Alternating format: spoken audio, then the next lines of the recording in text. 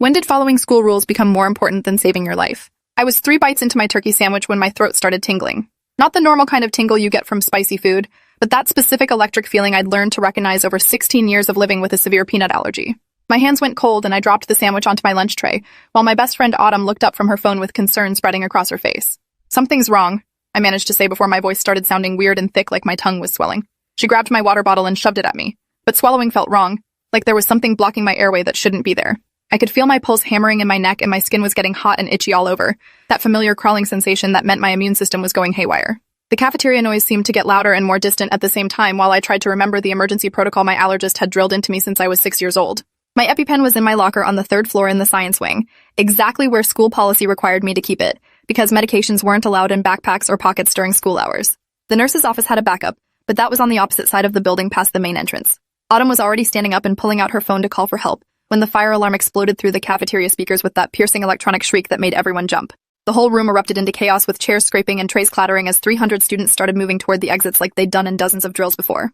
Mrs. Kovacs, the history teacher on lunch duty, was already at the cafeteria doors waving her arms and shouting for everyone to line up single file and move quickly to the parking lot assembly point. I tried to stand, but my legs felt shaky and wrong, and when I touched my face, my lips were already swelling. Autumn grabbed my arm and started pulling me toward Mrs. Kovacs while yelling that I was having an allergic reaction and needed my EpiPen from my locker. Mrs. Kovacs' face went tight when she saw us approaching instead of following the crowd outside, and she held up both hands like a traffic cop stopping cars at an intersection. "Everyone out now," she said in that sharp voice teachers use when they're not accepting arguments. "No exceptions. This is a fire emergency." Autumn tried to explain about the EpiPen and my allergy, but Mrs. Kovacs was already shaking her head before the words were fully out. "Fire protocol supersedes all other concerns," she said, and I watched her eyes flick to the security camera in the corner of the cafeteria like she was aware of being recorded. I could feel my throat closing more with each breath, this horrible tightening sensation like someone was slowly twisting a belt around my neck from the inside. "The locker is the other direction," I tried to say, but my voice came out as a wheeze that barely sounded human. Mrs. Kovacs stepped closer, and I could see genuine concern flicker across her face before she covered it with that professional teacher mask. "I understand you're scared," she said in a softer tone, "but fire drills don't stop for medical excuses because people die in fires when we don't follow protocol." She put her hand on my shoulder and started guiding me firmly toward the exit doors, where the last struggling students were disappearing into the bright afternoon sunlight. Autumn was arguing now, her voice getting higher and more desperate, saying that I was going into anaphylactic shock and would die without the EpiPen in the next few minutes. Mrs. Kovacs' jaw set in that stubborn way adults get when they've decided they know better than teenagers, and she said the paramedics could treat me outside where it was safe from fire danger, but right now we needed to evacuate immediately, because that's what the law required during a fire alarm. My vision was starting to tunnel at the edges, everything getting dimmer except for the bright rectangle of the exit door that Mrs. Kovacs was pushing me toward. I tried to dig my heels into the linoleum floor, but my legs weren't coordinating properly anymore and I stumbled forward instead. Behind me I heard Autumn yell something about getting the EpiPen herself, and when I managed to turn my head, I saw her sprinting in the opposite direction toward the science wing stairwell. Mrs. Kovacs shouted after her to stop immediately, but Autumn was already gone around the corner. We made it outside into the parking lot where students were gathering in their designated assembly areas by grade level, and the fresh air should have helped, but my breathing was getting worse instead of better. I sank down onto the asphalt and pressed my hands against my throat like I could physically hold my airway open through willpower alone. Mrs. Kovacs was on her radio calling for the school nurse while students started noticing something was wrong and forming a circle around us. I could hear their voices but couldn't process the actual words anymore, just a wash of concerned sounds that seemed to be coming from underwater. My lips felt huge and numb, and when I touched them with shaking fingers, they were swollen to probably twice their normal size. The itching sensation had spread to my scalp and down my arms, and I wanted to scratch at my skin until it came off, but my hands weren't cooperating with my brain's commands anymore. The world tilted sideways and I realized I was falling, my cheek hitting the warm asphalt while someone screamed. Through my narrowing vision, I could see Mrs. Kovacs' shoes and the bottom of her khaki pants, and beyond that, the crowd of students with their phones out recording everything because that's what teenagers do when something dramatic happens. Inside the building, Autumn was sprinting up the science wing stairs 3 at a time with her heart pounding and her breath coming in gasps. She'd been on the track team since freshman year, but she'd never run this fast in her life because she'd never been running to save someone's life before. The hallways were completely empty since everyone else had evacuated, and the silence was eerie after the chaos of the cafeteria. She reached the 3rd floor and turned left toward my locker, her shoes squeaking on the polished floor. She was fumbling with her phone to call me for my locker combination when she heard heavy footsteps behind her getting rapidly closer. Security Officer Whitmore rounded the corner at a run, his face red and his radio squawking with voices demanding status updates on the rogue student who'd violated evacuation protocol. Autumn tried to explain while still running toward my locker, but Whitmore was already shouting at her to stop and put her hands up. She ignored him and kept going, scanning the locker numbers until she found 3847, my locker. She spun the combination lock with shaking hands, messing up the sequence twice before getting it right on the 3rd try. The metal door swung open just as Whitmore reached her, and she saw my backpack hanging on the hook inside with the bright orange EpiPen case clipped to the front pocket exactly where I always kept it. She grabbed for it, but Whitmore's hand closed around her wrist in a grip that would leave bruises. She tried to twist away while explaining that I was dying in the parking lot from anaphylaxis, but he wasn't listening, just reciting school policy about evacuation procedures and how violating them during a fire emergency was grounds for suspension and possible criminal charges for endangering other students. Autumn did something then that surprised both of them, because she'd never been in a fight before in her entire life. She brought her knee up hard into Whitmore's stomach, and when his grip loosened in shock and pain, she yanked the EpiPen case free and ran. She could hear him cursing and his radio crackling behind her as she sprinted back toward the stairs, but she had a head start and the element of surprise. The stairs seemed endless going down, her legs burning and her lungs screaming, but she pushed harder because every second counted when someone was in anaphylactic shock. She burst through the ground floor exit doors into the parking lot where the entire school population was assembled, and she could see the crowd gathered around someone on the ground near the sophomore assembly area. She ran toward it, weaving between clusters of students who stepped aside when they saw her face. Out in the parking lot, I'd stopped breathing about 30 seconds before. My airway had swollen completely shut, and my lips had turned from red to blue to a grayish color that made several students turn away or start crying. Mrs. Kovacs was trying to perform CPR, but her hands were shaking so badly she could barely maintain the rhythm. The school nurse had arrived with her medical bag and was frantically searching for something while shouting at Mrs. Kovacs to keep going. Someone was screaming for an ambulance. Multiple people, actually, their voices blending together into a chorus of panic. The crowd had swollen to maybe 200 students now, all watching with their phones out, and some of them would later post the videos on social media despite explicit instructions not to. My face was gray and puffy and didn't look human anymore, and my body was completely limp against the asphalt. Autumn broke through the crowd and dropped to her knees next to me, her hands fumbling with the EpiPen case. The school nurse saw what she had and grabbed it from her, popping the case open and pulling out the auto-injector with practiced efficiency that came from years of training. She jerked up the leg of my jeans and pressed the orange tip against my outer thigh hard enough to leave a mark, and the spring-loaded needle punched through fabric and skin with a click that seemed impossibly loud. She held it there for a count of 10 seconds that felt like 10 hours, and everyone in the circle watched my face for any sign of improvement. For a long moment, nothing happened, and Mrs. Kovacs' CPR compressions faltered as she stared at my unchanged expression. Then my chest jerked once, twice, and I sucked in a rasping breath that sounded like gravel being dragged across metal. The crowd erupted in relieved sounds that were part cheer and part sob, but the school nurse wasn't celebrating yet. She had her fingers pressed to my neck, checking my pulse, and was barking orders at Mrs. Kovacs to keep me on my side in recovery position. My breathing was still labored and my face was still swollen, but air was moving through my damaged throat again, which meant I might actually survive this. The nurse was on her radio calling for the ambulance status, and dispatch was telling her 8 minutes out because the fire trucks blocking all the streets around the school were making it impossible for the ambulance to get through. 8 minutes might as well be 8 hours when someone's airway is compromised, and the nurse was already pulling out a secondary EpiPen from her medical bag just in case my symptoms rebounded before the paramedics arrived. She kept talking to me in a calm, steady voice, asking me to squeeze her hand if I could hear her, but I couldn't make my fingers work yet. Inside the school building, Principal Winters was standing in the main office staring at the security monitors showing the scene in the parking lot. He'd been watching since the moment Mrs. Kovacs had radioed about a student in medical distress, and he'd seen everything unfold with growing horror. The fire alarm control panel on the wall next to him showed the trigger point for the alarm had been a manual pull station in the East Wing boys' bathroom, which meant this wasn't a real fire but a false alarm that someone had deliberately set off. He'd gotten confirmation of that about 90 seconds after the alarm started, which meant he could have given the all-clear immediately and let students return to the building where medical supplies were accessible. But the district policy was crystal clear about completing full evacuation and sweep protocols, even for confirmed false alarms, because liability attorneys had written the rules after a previous lawsuit in a neighboring district.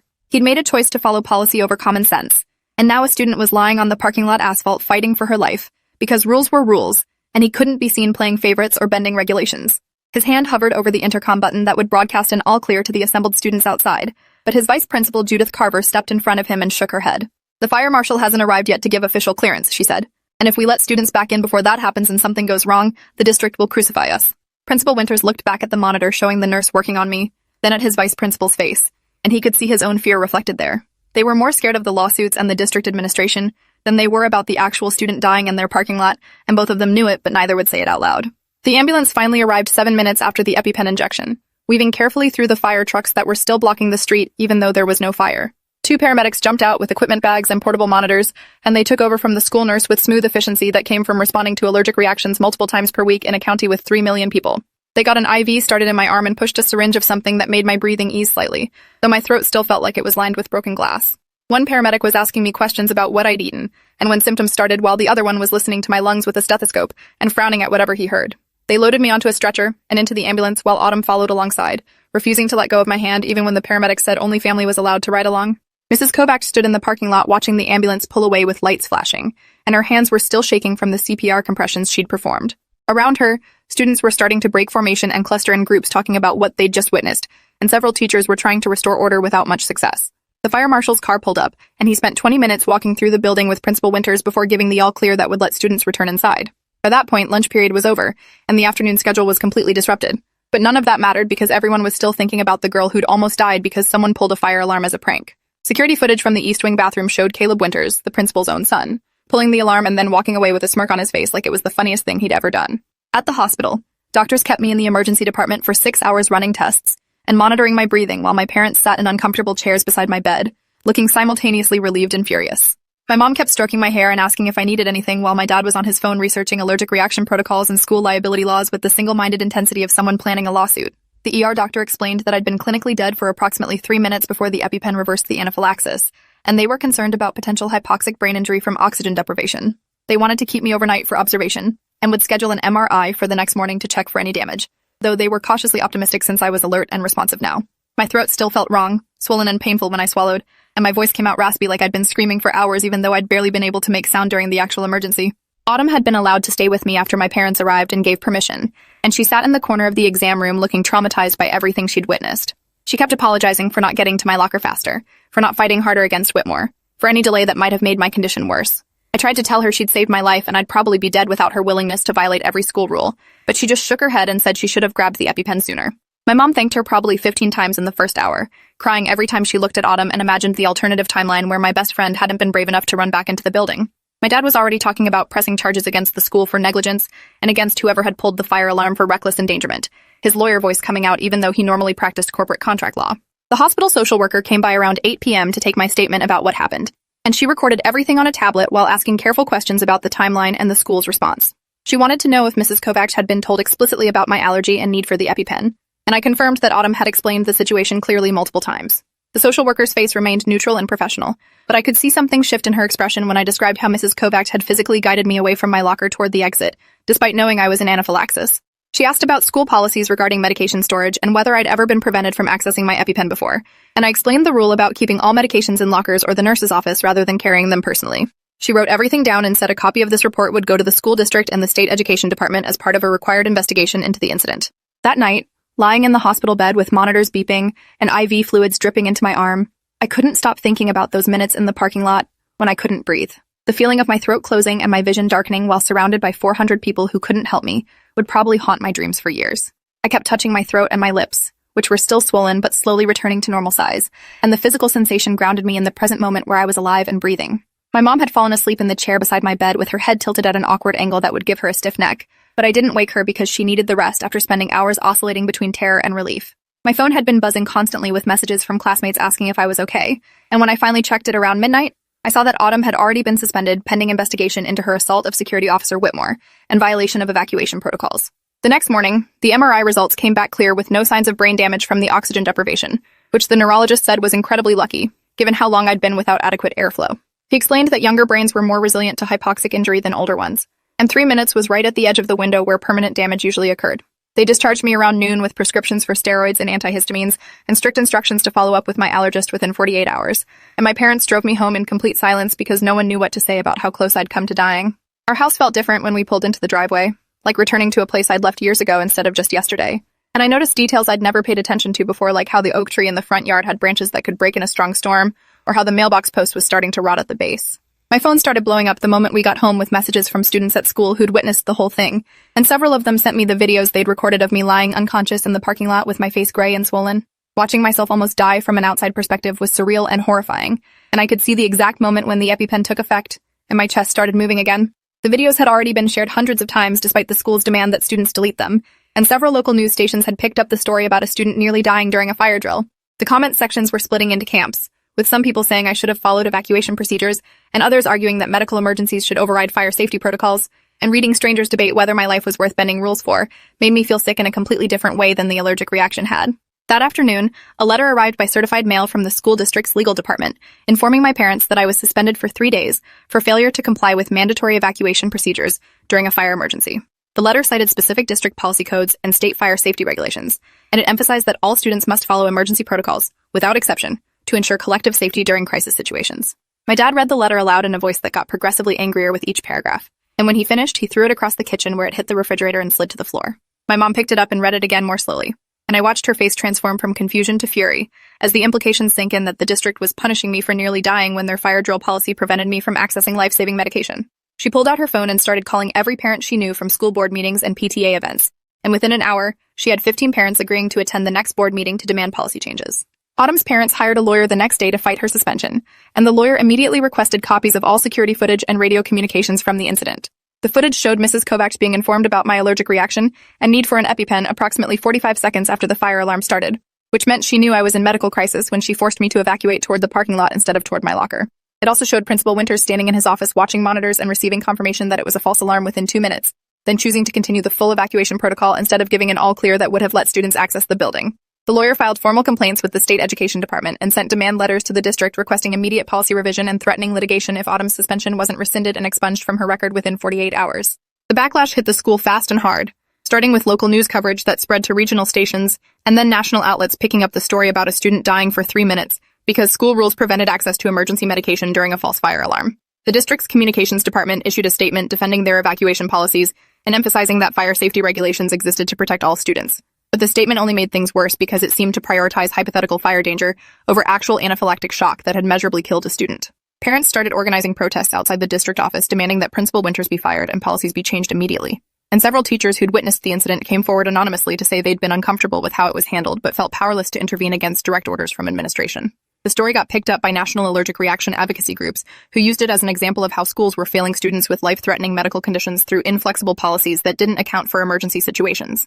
Within a week, state legislators introduced a bill they were calling Right to Life-Saving Medication Access During Emergencies that would require schools to have override procedures allowing students to access critical medications even during evacuation or lockdown situations.